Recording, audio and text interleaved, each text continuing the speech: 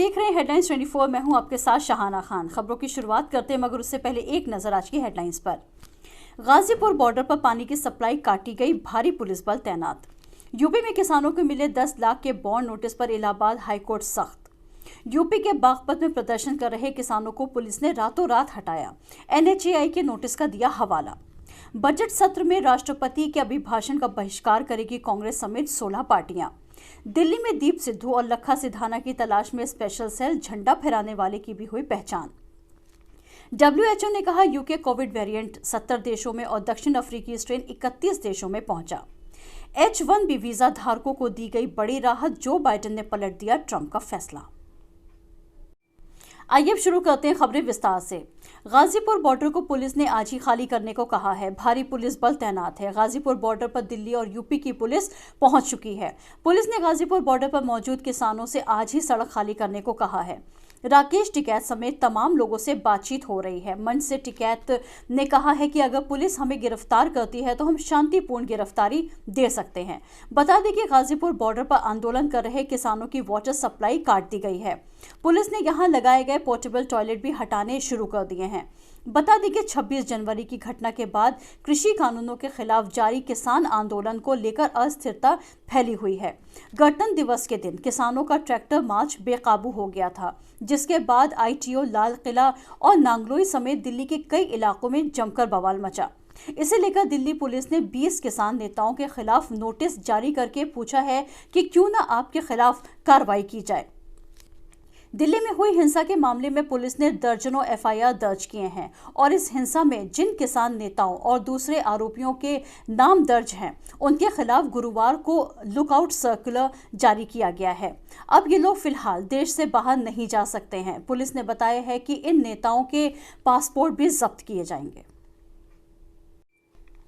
2 महीने से दिल्ली की सीमाओं पर चल रहे किसान आंदोलन के बीच कुछ दिन पहले उत्तर प्रदेश के एक जिले में कई किसानों को सरकार की ओर से 50,000 से लेकर 10 लाख तक के पर्सनल बॉन्ड भरने का नोटिस दिया गया था। ये बॉन्ड उनसे इसलिए भरने को कहा गया था क्योंकि उन पर यह आशंका थी कि वो आंदोलन के तहत कानून व्यवस्था का उल्लंघन करने वाले हैं।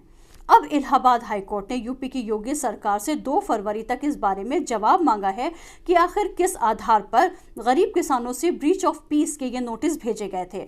बता दें कि 19 जनवरी को राजधानी लखनऊ से लगभग 80 किलोमीटर दूर सीतापुर जिले में ट्रैक्टर रखने वाले किसानों को नोटिस दिया गया था, जिसमें उनसे 50,000 से लेकर 10 लाख तक का पर्सनल बॉन्ड और इतने की ही श्योरिटी जमा करने को कहा गया था।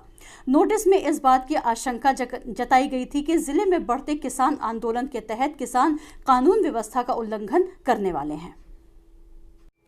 शुक्रवार से शुरू हो रहे संसद के बजट सत्र से पहले राष्ट्रपति रामनाथ कोविंद दोनों सदनों को संबोधित करेंगे। राष्ट्रपति के अभिभाषण का कांग्रेस, तृणमूल कांग्रेस, शिवसेना, अकाली दल, आम आदमी पार्टी, राष्ट्रवादी कांग्रेस पार्टी समेत 16 पार्टियां बहिष्कार करेंगे। इन सभी पार्टियों की ओर से बयान जारी किया गया है। कांग्रेस के वरिष्ठ नेता गुलाम नबी आजाद ने कहा है कि हम सभी 16 राजनीतिक दल एक बयान जारी कर रहे हैं कि हम राष्ट्रपति के अभिभाषण का बहिष्कार कर रहे हैं, जो कल संसद में दिया जाएगा। इस फैसले के पीछे प्रमुख कारण यह है कि तीनों कृषि कानूनों को विपक्ष के बिना बहस सदन में जबरन पारित किया गया है। 26 जनवरी की घटना के बाद से कृषि कानूनों के खिलाफ जारी किसान आंदोलन को लेकर अस्थिरता फैली हुई है। इस बीच पश्चिमी उत्तर प्रदेश के बागपत में एक हाईवे पर प्रदर्शन कर रहे किसानों को हटाए जाने की खबर आई है। जानकारी है कि बुधवार की रात को यूपी पुलिस ने इन किसानों को यहां से हटा दिया है। किसानों को हटाए जाने से लेकर के यूपी पुलिस ने नेशनल हाईवे अथॉरिटी के एक नोटिस का हवाला दिया है, जिसमें निर्माण गतिविधि में देरी होने की बात कही गई है। बुधवार रात की इस घटना के कुछ विजुअल्स भी सामने आए हैं, जिसमें पुलिस टेंट में बैठे लोगों को भगाती हुई नजर आ रही है। पुलिस का कहना है कि उसने प्रदर्शनकारियों को बलपूर्वक नहीं हटाया है। हरियाणा के गोहना में एक हत्या का मामला सामने आया है, जहां पर दोस्त ने अपने ही दोस्त के सिर पर गोली मारकर उसकी हत्या कर दी। सूचना मिलते ही पुलिस बिचपड़ी गांव के महमूदपुर मंगेसर रोड पर पहुंची और देखा कि खेतों में एक युवक का शव पड़ा है। शव को देखने से ऐसा लग रहा था युवक के सिर में 2 गोली मारी गई हैं। पुलिस ने शव को कब्जे में गोहना के नागरिक अस्पताल में पोस्टमार्टम के लिए भेज दिया है। पुलिस की शुरुआती जांच से पता चला है कि मृतक का नाम अनिल है और बुधवार सुबह उसके घर से उसका एक दोस्त बुलाकर ले गया था। पुलिस हत्या के कारणों की तलाश में जुटी है। 2 महीने से दिल्ली की सीमाओं पर चल रहे किसान आंदोलन के बीच कुछ दिन पहले उत्तर प्रदेश के एक जिले में कई किसानों को सरकार की ओर से 50,000 से लेकर 10 लाख तक के पर्सनल बॉन्ड भरने का नोटिस दिया गया था। ये बॉन्ड उनसे इसलिए भरने को कहा गया था क्योंकि उन पर यह आशंका थी कि वो आंदोलन के तहत कानून व्यवस्था का उल्लंघन करने वाले हैं। अब इलाहाबाद हाईकोर्ट ने यूपी की योगी सरकार से 2 फरवरी तक इस बारे में जवाब मांगा है कि आखिर किस आधार पर गरीब किसानों से ब्रीच ऑफ पीस के ये नोटिस भेजे गए थे।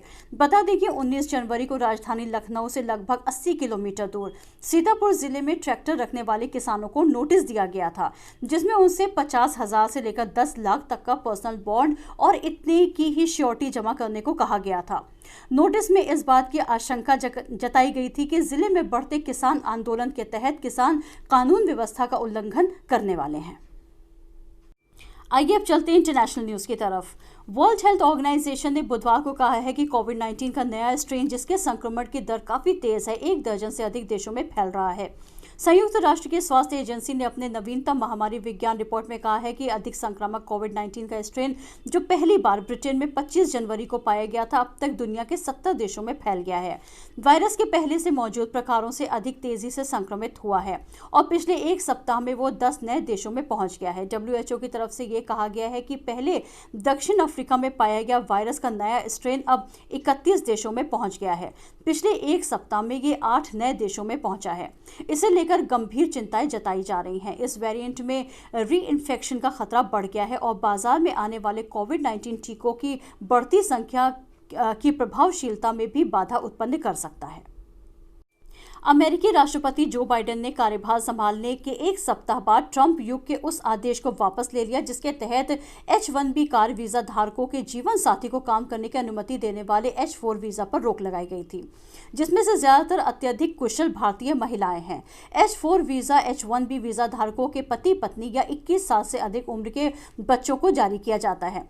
उच्च कौशल वाले H-1B वीजा धारकों में बड़ी संख्या भारतीयों की है। H-1B वीजा एक गैर अप्रवासी वीजा है जो अमेरिकी कंपनियों को कुछ व्यवसायों के लिए विदेशी श्रमिकों को नियुक्त करने और की अनुमति देता है, जहां सैद्धांतिक या तकनीकी विशेषज्ञता की आवश्यकता होती है।